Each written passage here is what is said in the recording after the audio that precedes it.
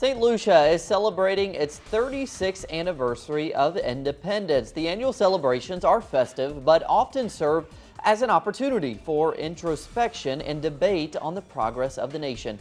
Our Caribbean correspondent Allison Kinchis now with more. St. Lucia's rich history includes being 7 times a colony of the British and 7 times a colony of the French before attaining independence from Great Britain in 1979. For a small island, the post-independence journey has not been easy, but there is a lot to celebrate. As he paused to reflect on the progress the country has made to date, Prime Minister Dr. Kenny Anthony says through it all, protection for the poor and vulnerable remains a priority. We must continue our journey to reduce poverty and build strong, caring families and communities.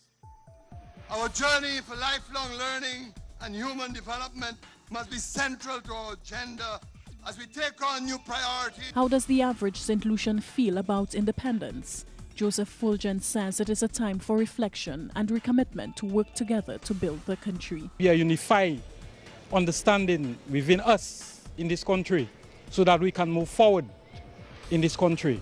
But all of us have to come together and make it work. By the grace of God, we will. For Emmanuel Bellas, the independence celebrations are an opportunity to teach the young generation about the fight for sovereignty and self-governance. There will be something of a difference, but I think one of the concerns that I personally have, it appears that most of the activities are centered around just one weekend, and there was not that spread in terms of actually motivating persons and wanting persons to come across to other than the sporting activities that I've mentioned, is the food fair, the Fish Friday night. That seemed to be a lot more social activities than educational, so that aspect of it has been lost in terms of the nature of independence. For St. Lucia, the observance was more than just the celebration of 36 years of political independence from Britain. It was a fitting show of national pride and a commitment to a brighter future for generations to come. From Cash Street, St. Lucia, Allison Kentish for Telesur English.